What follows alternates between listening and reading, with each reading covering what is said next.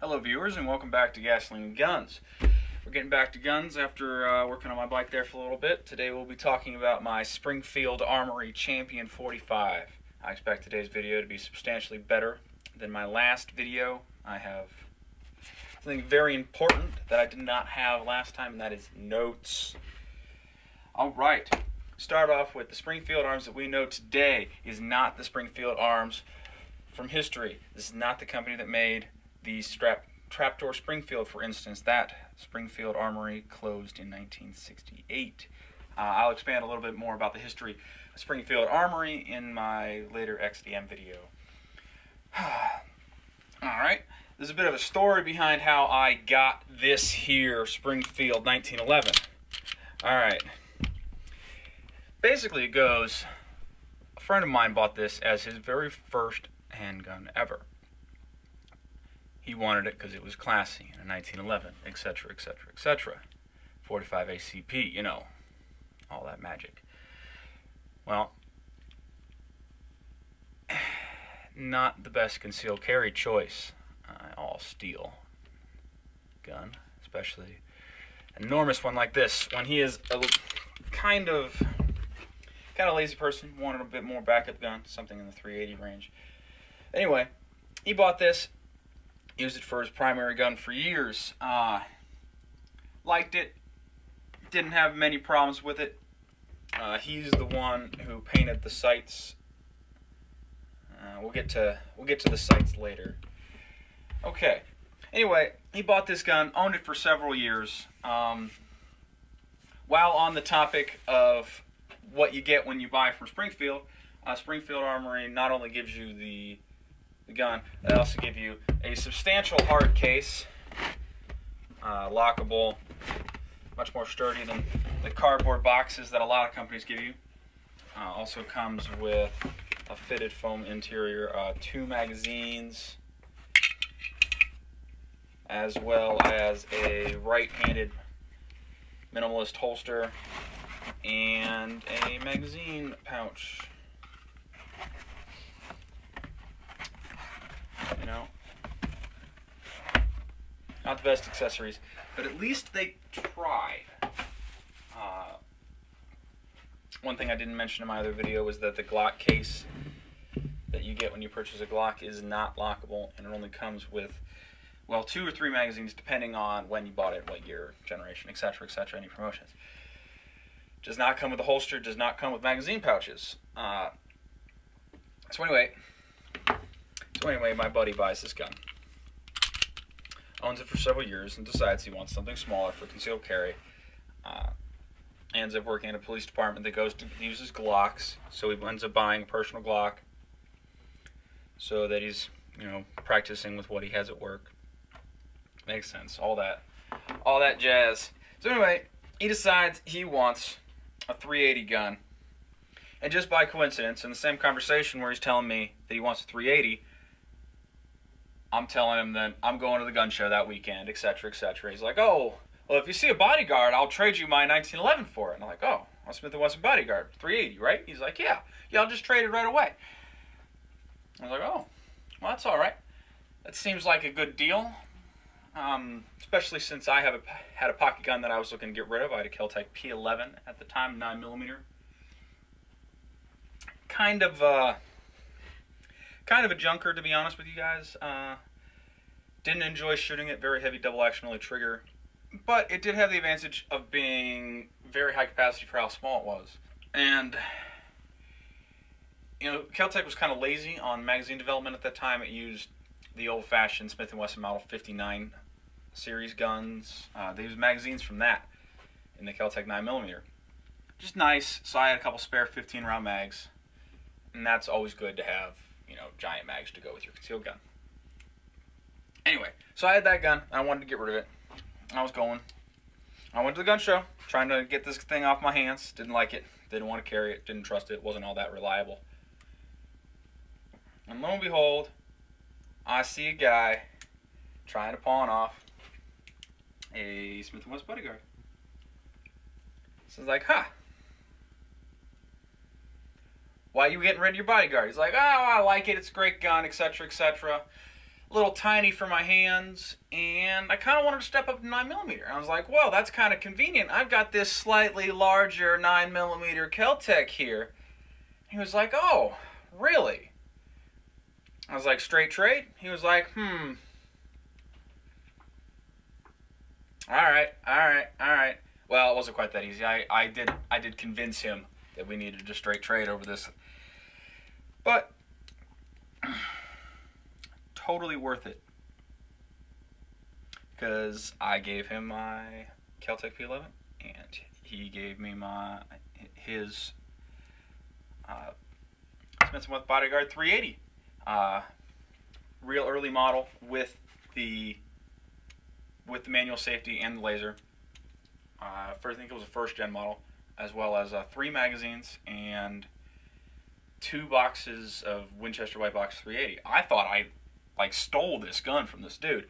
He had all the original paperwork, all the original receipts and everything. It was great deal. I would have been happy to keep that gun. But I knew that this 1911 was worth more than that Smith & Wesson Bodyguard.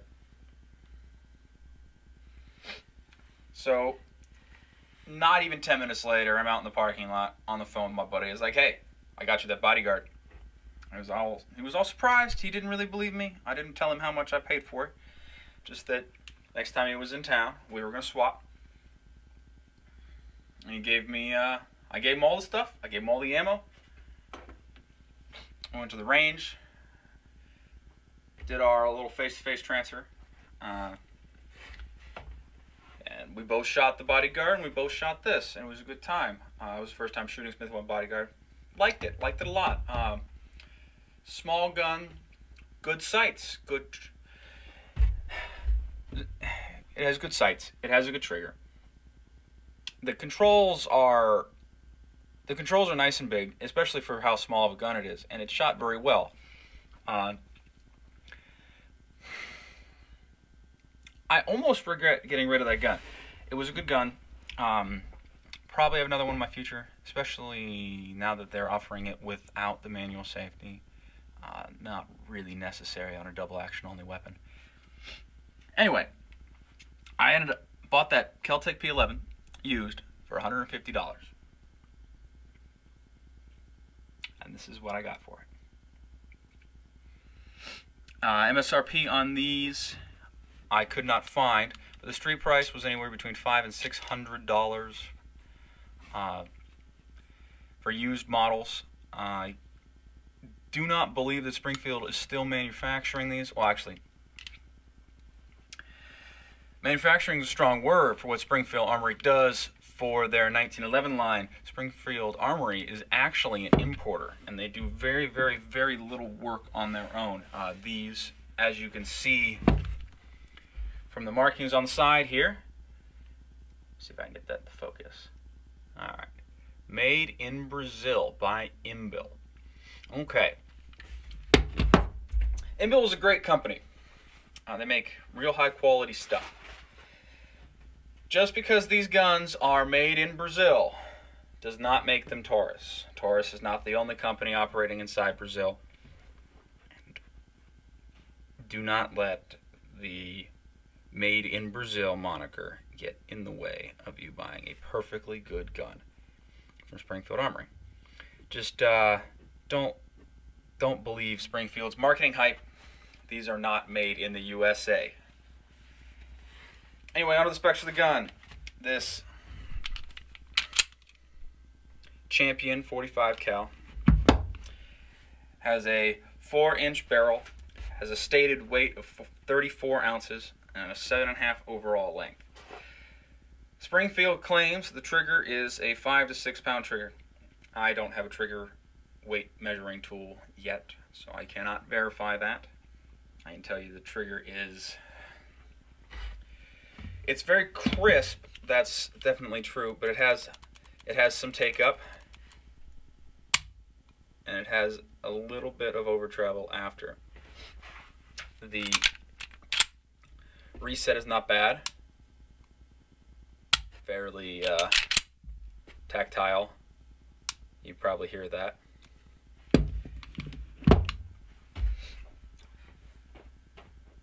but it's not a very good trigger, especially for a 1911. I would put it on par with the single action trigger in, I don't know, when in a Beretta, when in single action mode, it feels similar. It does not feel like a traditional 1911 trigger where you're just like breaking the glass rod. There's no, I don't know. I'm not pulling my finger against the brick wall for a minute and then it's just going. And then bang. No. There's mush. You can feel the travel of the trigger all the way through the sear engagement. A lot to be desired in that trigger, especially in this platform. Anyway, the gun is a fully parkerized finish, and they're fully forged steel. These Champion models have full-length guide rods with dual recoil springs. All right. What makes this the Champion GI model is that it has a GI style grip safety, a GI style bob tammer, and GI style sights.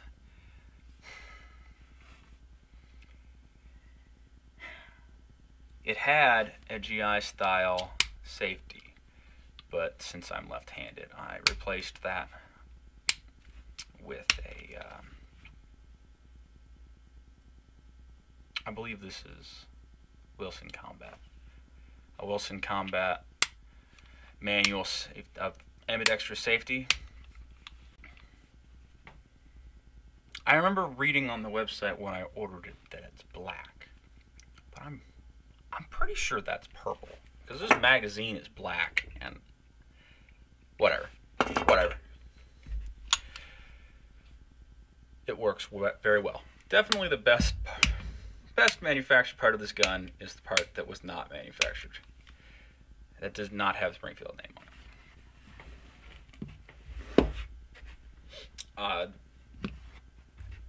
The weird thing is, even though Springfield's trying to make these look like real early 1911s, they're not. The real early 1911s didn't have this little finger scallop here. This would have been flat. And short 1911s didn't exist when these features were prominent. There was no such thing as a commander size 1911 in 1911. Didn't even have commander size 1911 A1s. So all this effort on a 4-inch barrel gun, it's kind of pointless. I probably wouldn't have bought this if I hadn't gotten such a good deal on it. Anyway, back to the 1911. This gun is designed by the famous John Moses Browning. I believe the original early development of this gun started in, I want to say, 1907. I could be wrong. Anyway, this gun uses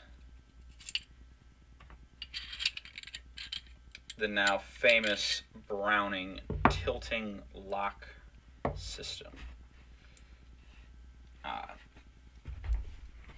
That's where the barrel, when in the forward position, locks to the slide. In this case, on 1911, there are locking grooves on the barrel, and then there are locking recesses in the slide. When the barrel is in the forward position, when the slide is in the forward position, the barrel drops into those locking recesses and will not move. When the slide reciprocates a little bit, the barrel drops due to this pin, also the slide stop,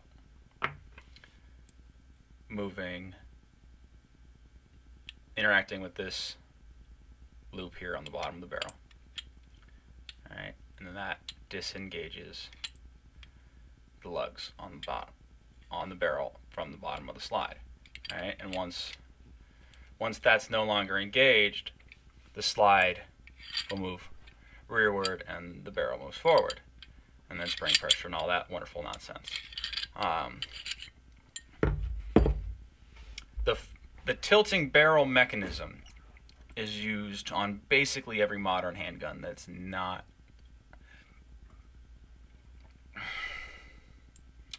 not something weird from Beretta with a rotating barrel, or I'm trying to think of guns that don't use a Browning system.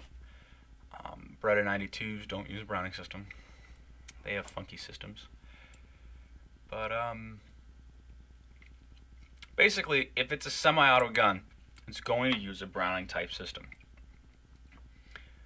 But most of them don't use these on-barrel ones. On most of the modern guns, the chamber... It's much easier to demonstrate if I have another pistol here. Let me grab my gap from my earlier video, show clear.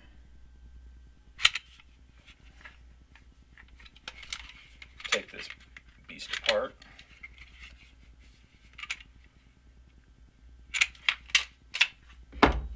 Okay.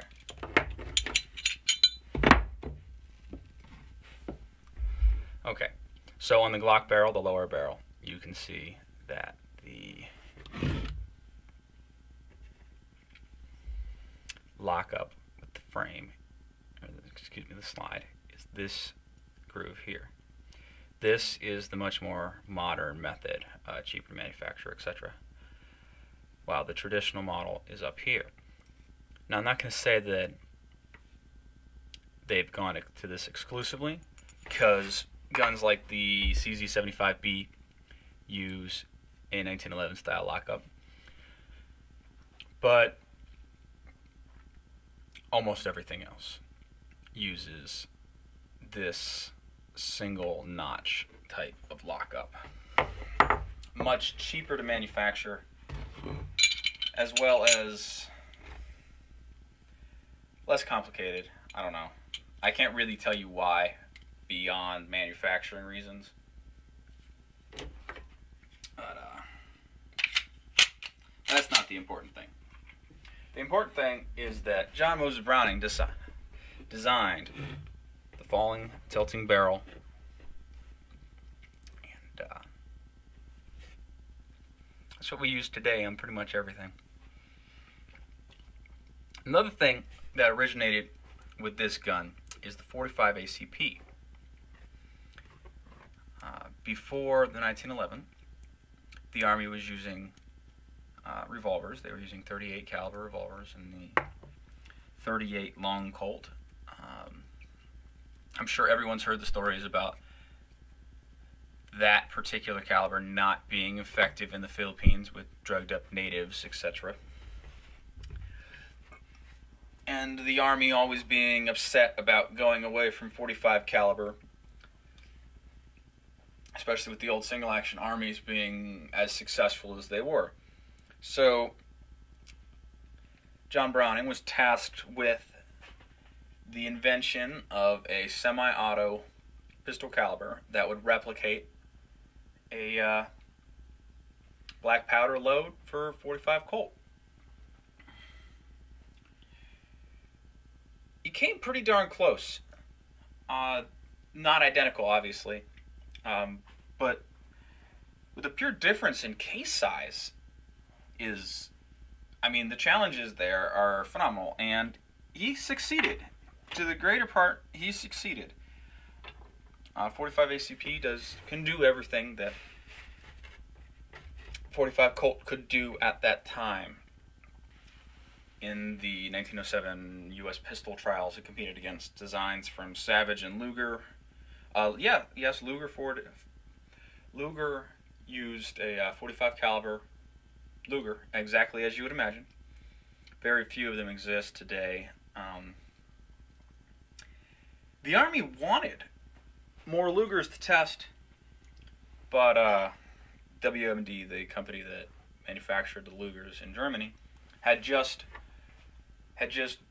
accepted a contract with the German police and the German military for 9mm Lugers, and they didn't want to retool their entire manufacturing facilities to do 45 guns for the Americans for a trial that they might not even win.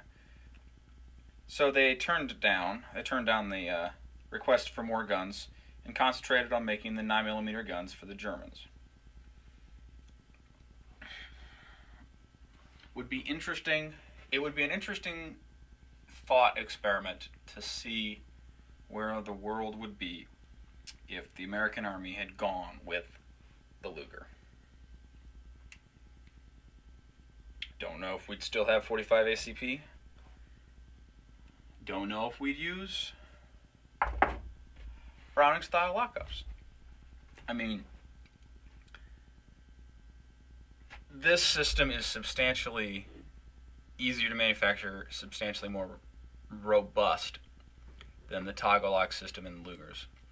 But it would be interesting to see how else it could have gone. The Savage that it also competed against used a rotating barrel system, a rotating barrel blowback system.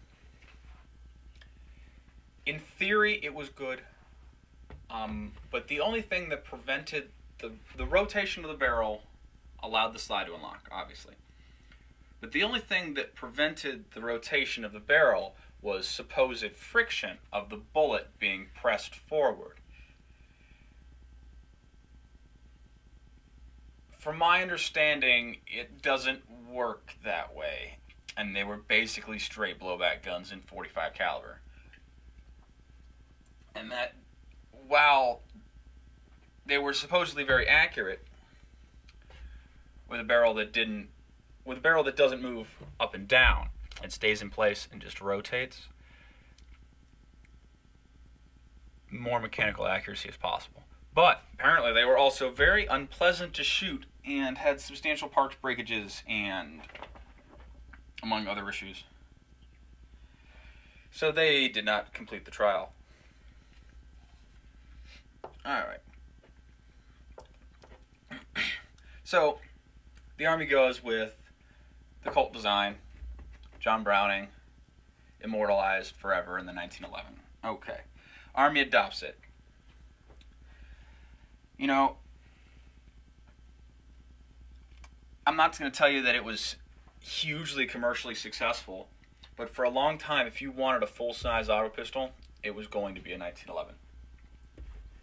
Eventually, in the 50s, Colt came out with the Commander model, which was a 4.5-inch barrel, 4-inch barrel. I can't remember. Maybe it was 4 1/4. Doesn't matter. And then that was designed, you know, for officer carry and all that wonderful stuff to make the gun lighter. Modular handgun system, exactly. Didn't take off for the military, and it ended up being, they ended up being sold on the civilian market, and they were fairly successful. There are some early reliability issues with undersized 1911s.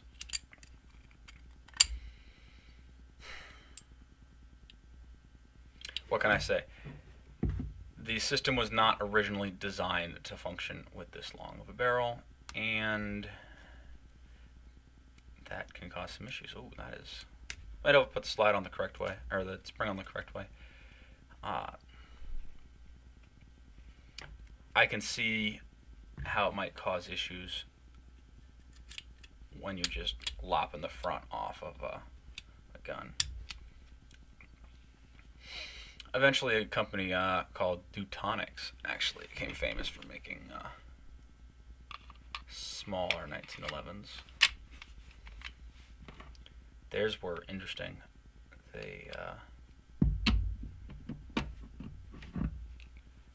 They were very unique. They were not straight 1911s.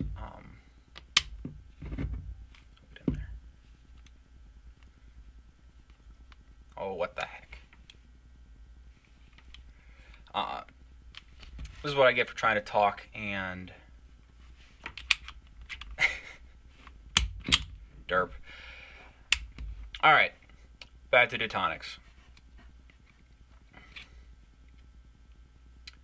The company made some interesting 1911s with some interesting features.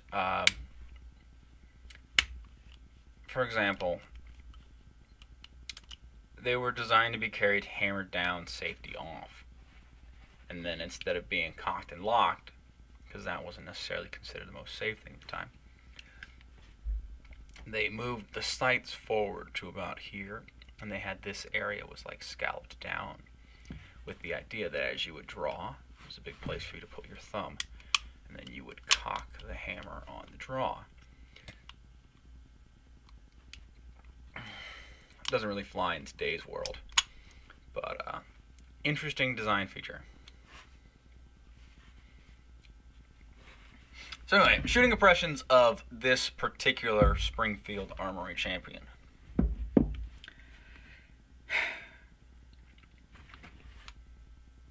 I hate to say it, I really do. I don't like this gun.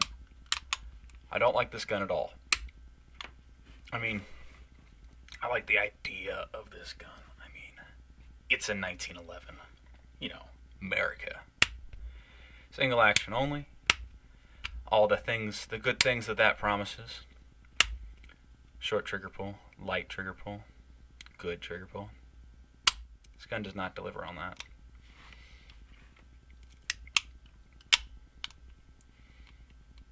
It's too much take up, pre-travel. And it's, I don't know, it's heavy. And this flush grip safety is kind of annoying. Like here, as you can see, here I'm holding the gun. Let's see if I can do this. I'm using a real high thumb grip here. And it's only like partially engaging the grip safety. You'd say I might have a reasonable hold on it.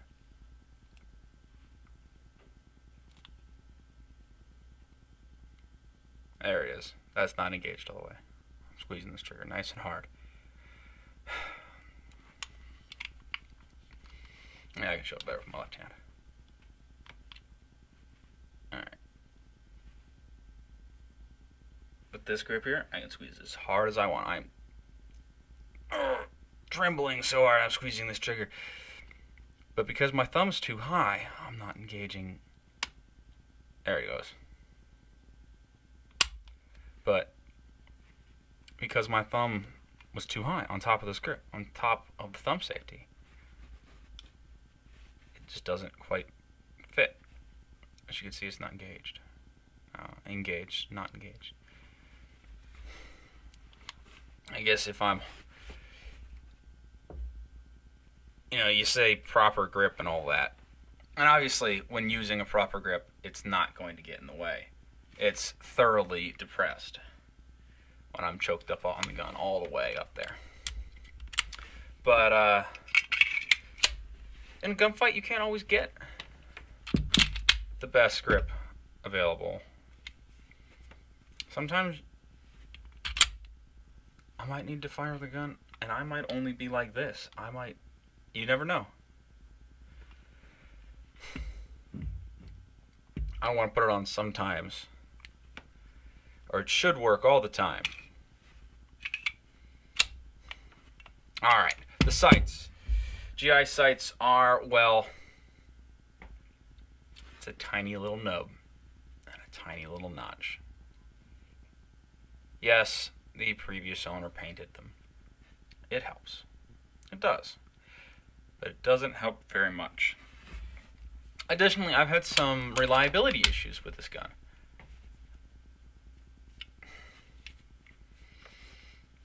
Some with reloads, some with factory ammo, and it has not been the perfect picture of reliability that 1911 owners would like to convince you is the truth about their guns. I don't think they're wrong. I think 1911s are much better than this gun, and I think this gun harms the reputation of a very valid weapons system.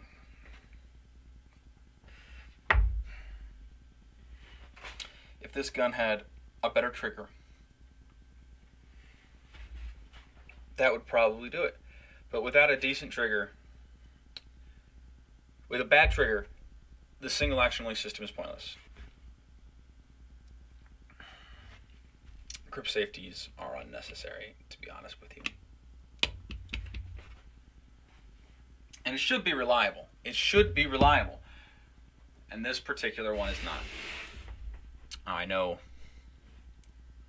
right now you're thinking it's because it's dry. And yes, it's dry. Do you know why this gun is dry? Because I never shoot it. Because I don't enjoy shooting it. This gun is everything that a 1911 should not be. And it's a sad thing, and I'm not surprised that Springfield stopped importing them.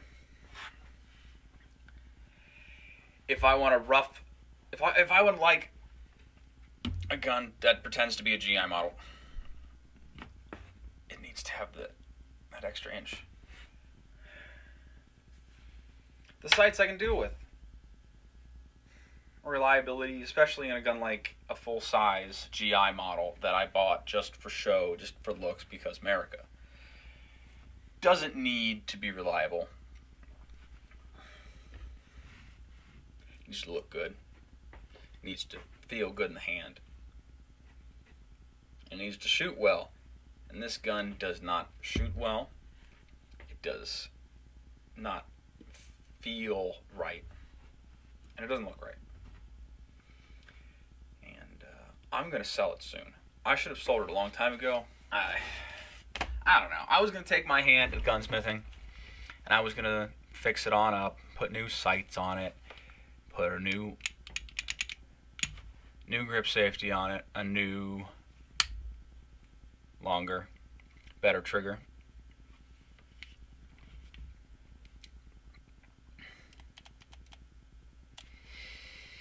But I think for the money that I have in this, and the money that it would take for me to upgrade it, I bet you I can sell it and get something good. Or, well, I bet you I can sell it and just buy something better, or I won't need to do work. Look at that.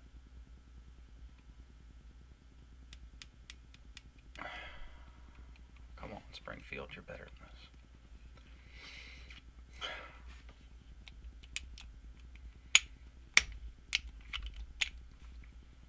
Or maybe I can find somebody online to trade with. Need to clean it up first. And you can get new fancy wonder gun that I don't already own.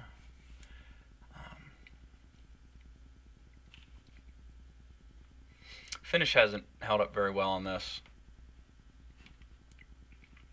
I don't know how well the original owner treated it. But this is about the shape that it was in when I got it from him. I haven't put a substantial number of rounds through it. Probably 300-ish. Did about 50 on that first day of the trade, and then I've taken it to the range a couple times. A couple of these big gouges were already here. This guy, these guys. I don't know what's up with the grip safety not fitting all the way. I think it's rubbing on the inside there. But I mean, like, this here on the trigger.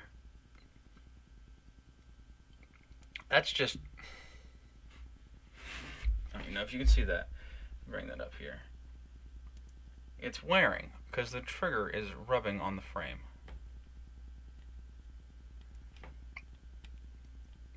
And it's rubbing in the play that it shouldn't have in the first place.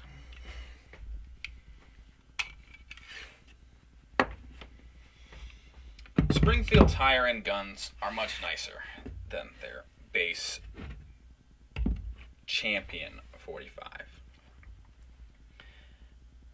And my advice to you, viewer, is if you were in the market for a 1911, you should buy a 1911 and not this gun.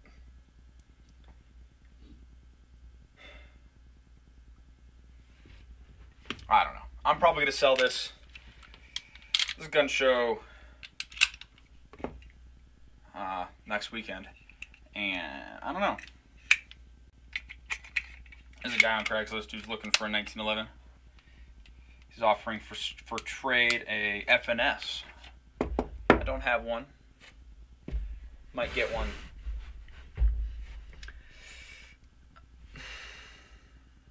Might trade him for. I might offer him this for a trade for his FNS. It's the compact model, not the full size, which appeals to me. I like compact guns.